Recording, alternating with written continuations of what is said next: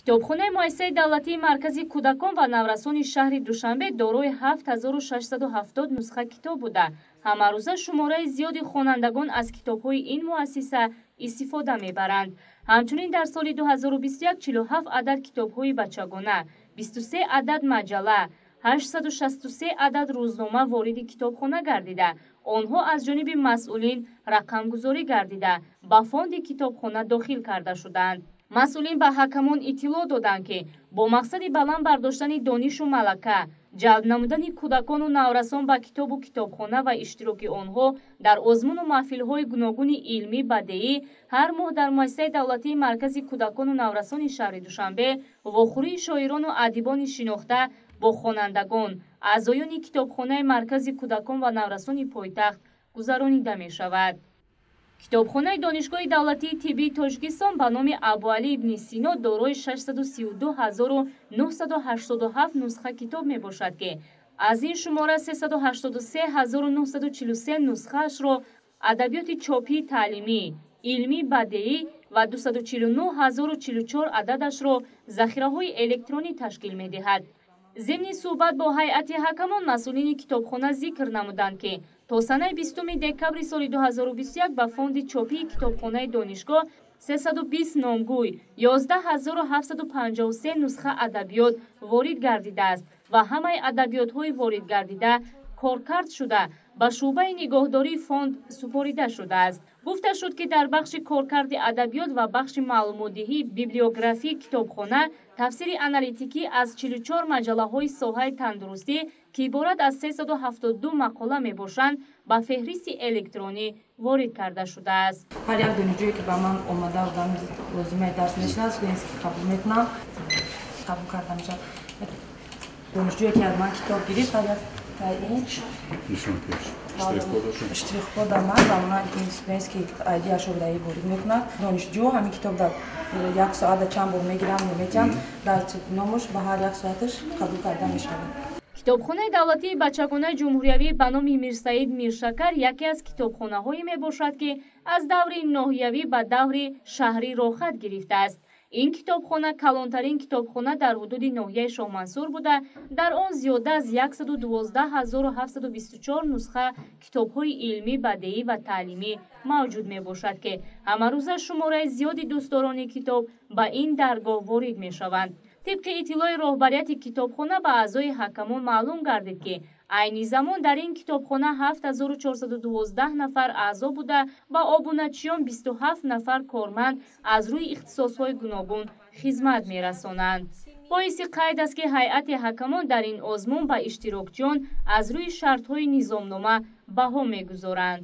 китобхонаи марказии илмӣ ба номи Индира Ганди Академияи миллии илмҳои ҷумҳурии Тоҷикистон соли 1931 таъсис ёфта, миқдори умумии фонди китобхонаи мазкур 1,450,000 китобу маҷаллаҳои илмиву техникӣ, ҷамъиятиву сиёсӣ, хоҷагии қишлоқ ва биология, адабиётҳои бадеӣ, таърихӣ ва забоншиносӣ, луғатҳо, авторефератҳо ва рисолаҳои илмиро ташкил медиҳад. ба аъзои ҳакамони даври шаҳрии озмуни китобхонаи беҳтарин, ки иборат аз намояндагони раёсати фарҳанги шаҳри Душанбе, раёсати кор бо занон ва оилаи мақомоти иҷроияи ҳокимияти давлатии шаҳри Душанбе, муассисаи давлатии телевизиони Душанбе ва дигар сохторҳо буданд, гуфта шуд, ки давоми солҳои 2014-2021 ба китобхона 5177 китоб ворид карда шудааст. яке аз чизи асосии мо ҳамин фонди арзишманде ки хеле талабгора зиёд аст, ҳамин фонди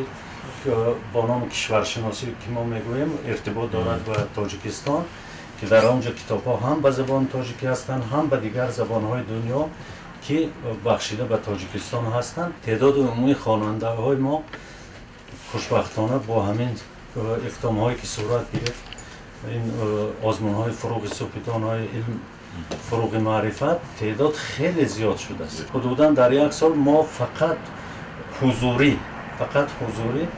беш аз 2000 одам хизмат расонда мешавад. донишгоҳи миллии Тоҷикистон яке аз бонуфузтарин донишгоҳ дар кишвар буда, дар он зиёда аз 26 000 донишҷӯ ба таълиму тадрис фаро гирифта шудааст. дар ин боргоҳи илм ва маърифат фаъолияти китобхонаҳо нақши муассир дорад. китобхонаи илмии донишгоҳи миллии Тоҷикистон дорои беш аз 1 миллион нусха китобҳои илмӣ, таълимӣ ва бадеӣ буда, дар он наздик ба 19796 нафар аз ҳисоби устодону донишҷӯёни донишгоҳ аъзо мебошанд. таъкид гардид, ки давоми солҳои 2021 ба китобхона 9708 нусха китоб ворид гардидааст, ки аз ин шумора 3085 нусха китоби илмӣ, 3223 нусха таълимӣ ва 3400 нусха китоби бадеӣ мебошад. ҳаҷми китобҳои электронии донишгоҳ бошад ба 150 000 нусха расидааст. манобеи электронии китобхона дар 4 толор ҷой дода шуда, толори якуми хониши электронӣ дар бинои марказӣ бо 31 компютер муҷаҳҳаз гардонида шудааст. ба ҳайати ҳакамон гуфта шуд, ки дар умум 101 адад компютер дар хизматрасонии хониши электронии донишҷӯён ва омӯзгорон қарор дорад. айни замон 150 000 номгӯи адабиёти электронӣ ба хонандагон дастрас мебошад. китобхонаи илмии донишгоҳи миллии Тоҷикистон ин утоқҳои асосӣ роҳбариятш аст инҷа ва боз 7 филиали дигар дар 18 факултет фаъолият мекунанд. як филиали дигар мо дорем дар назди факултети филологияи тоҷик, ки дар онҷа нусхаҳои нодир, яъне дастнависҳои аз асри 11 тараф нигаҳдорӣ мешаванд ва дар як сатҳи бисёр сифати хуб ба наздики мо таъмил кардем. китобхонаи электронии мо бо ниҳодҳои зиёда аз 150 000 нусха китоб ва ба ғайр аз ин дороии 150 000 нусха китоби китобхонаи электронимон мо ҳамкорӣ дорем бо китобхонаҳои электронии байналмилалӣ ва минтақавӣ, ки ино дар маҷмӯъ 10 то ҳастанд ва ҳаҷми нусхаи китобҳои ино ба зиёда 30 миллион нусха китоб мерасад.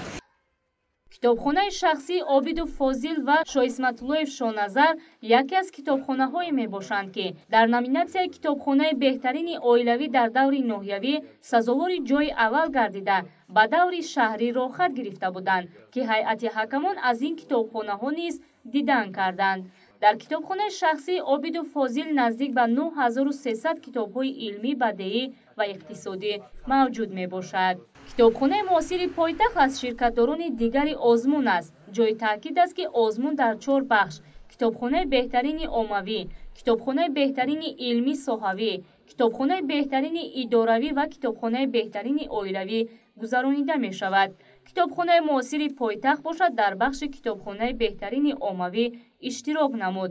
маврид ба зикр аст, ки фонди умумии ин китобхонаи шаҳрӣ дорои 12500 нусха адабиёти илмӣ ва бадеӣ буда, дар он 7230 нафар аъзо мебошанд. муассисаи таҳсилоти миёнаи умумии рақами 55 ноҳияи Шоҳмансур низ дорои китобхонаи муосиру замонавӣ мебошад.